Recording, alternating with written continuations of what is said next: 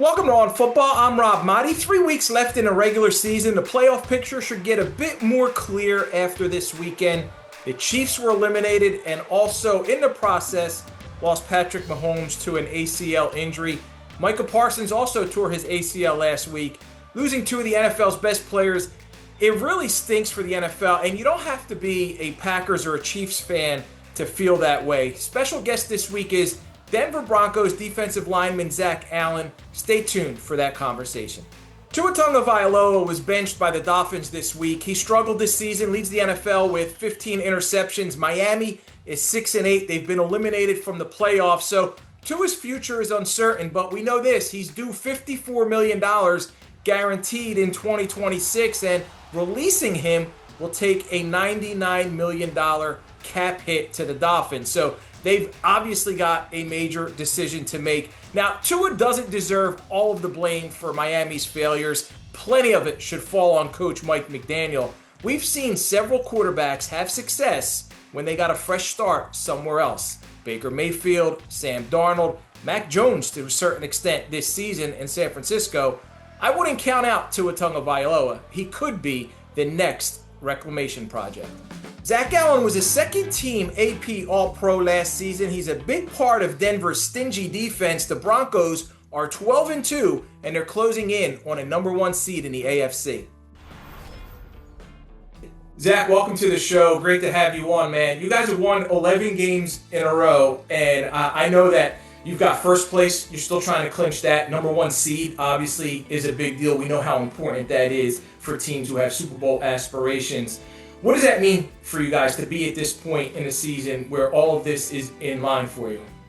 Yeah, no, I think it definitely was, one of our goals coming in. And, the team's been really process-driven, so we've just been kind of taking it week to week and, trying to go 1-0 every week. So the fact that, we're at this point now is definitely, encouraging and showing us that we're doing the right stuff. And hopefully we just keep it going and clinch up that one seed. But yeah, this week all the focus on the Jaguars. So it's definitely, it feels like a playoff game, obviously with how well they're doing. Was there a point in this season, maybe the Philly win, I don't know, maybe a different game, where you guys felt like there was something special happening there, that this team had opportunity to do great things? Yeah, I think the Philly game was really cool just because obviously, how good Philly is, but also too, last year we lost a lot of close kind of one-score games. So, then, we go into Philly and find a way to, pull it out, come from behind. And then, yeah, it seemed like we kind of just went on a little stretch of, being in those tight fourth quarter moments and figure out a way to win those games, between the Jets, the Giants, kind of so on. And, it was something we definitely focused on this offseason. It was something, situational football was definitely a focus when we came in April and during training camp. So, the fact that it's paying off is huge.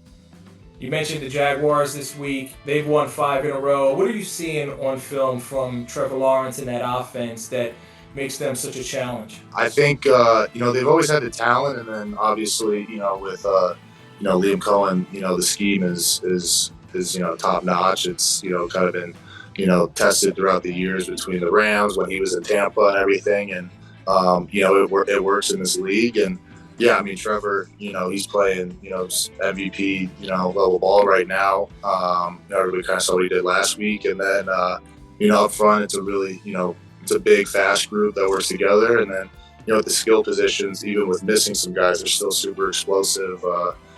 Travis Etienne, I've known him since college, being BC versus Clemson, he looks like a stud. And, the fact that they got Jacoby Myers now, and everybody knows kind of how Brian Thomas did last year. And, the tight ends, they can block and catch. So there's going to be a challenge for us, definitely on defense, but we're excited for it. Part of a defense that is one of the best in the league, a stingy defense, and there's so many different guys, right? Patrick Surtain last year was Defensive Player of the Year. You got Nick Benito. You've got all of these guys. What's it feel like to know that, hey, even if I don't make the play, there's someone else who can make that play? How much pressure does that take off of you individually?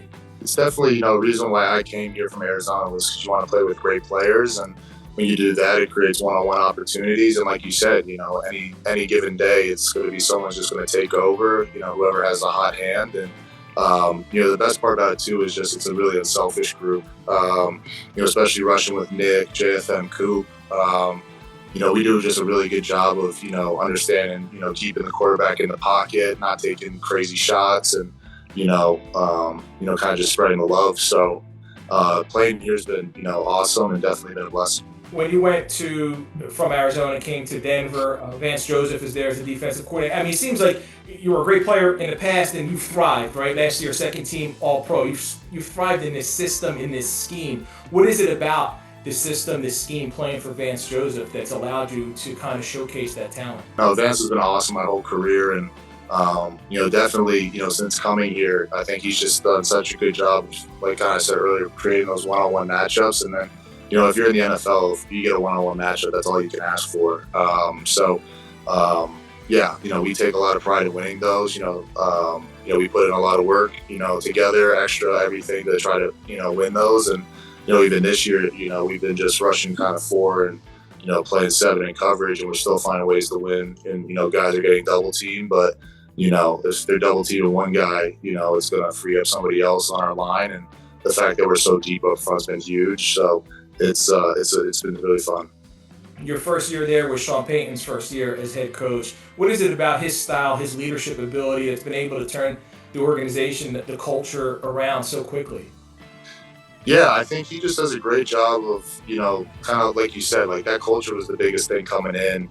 He was really clear from day one what he expected of guys. And, at the same time too, it's just, he brings in really good people. Him and George do a great job of, bringing in good guys who, work hard and do it the right way. And I think this offseason was really cool because you saw how many guys, and even in season, we've been, handing extensions to, and it's kind of proven to the whole locker room, when you do it the right way, you're going to get rewarded. And he's been awesome since coming here. The guys love it, and I think there's definitely a reason why you just seen the Broncos kind of take off since he's come in. I know you're focused on team goals, but what does stuff like the Pro Bowl and All-Pro mean to you if you're able to achieve those again? Yeah, it's huge. Obviously, like you said, like Super Bowl is goal number 1, but the All-Pro and the Pro Bowl, it's something as a kid, you dream of. And I think it also, too, is kind of just, a testament to how much work you put in. And also, too, it's nice for the people that supported you here, whether it's your family, your teammates, coaches, everybody that kind of helped you get to that spot. So, being a second team All-Pro last year was, a really cool moment, especially kind of just considering how my career's gone, the ups and downs, my first 4 years in Arizona. So, yeah, hopefully we can do it again and be first team. Time for some pro picks. 2-2 last week, straight up and against the spread. Overall this season, 43-16-1 straight up, 36-22-1 against the number.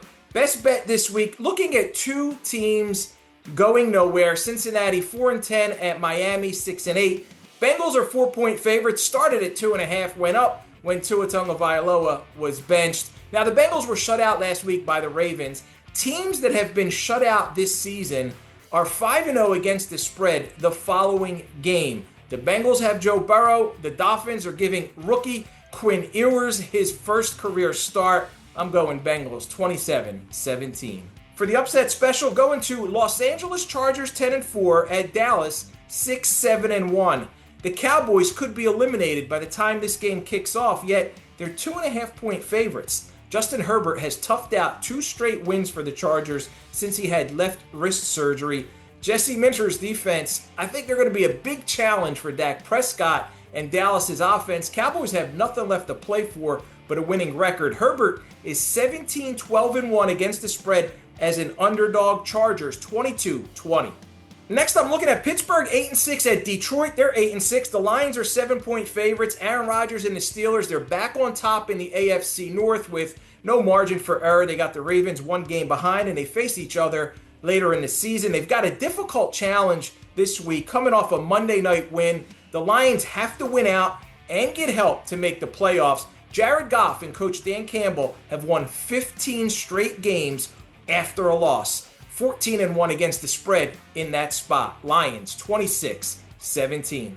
Last, the rematch of the NFC Championship game that lost its luster when the Commanders completely fell apart months ago. Philadelphia 9-5 at Washington 4-10. Eagles are 6.5-point favorites. Jalen Hurts had an excellent game. The Eagles got back on track last week against the awful Raiders. They're a win away from becoming the first team in 2 decades to win the NFC East in consecutive seasons. Backup Marcus Mariota starts instead of Jaden Daniels for Washington. The Commanders are left for playing for draft positioning. Eagles 27-16.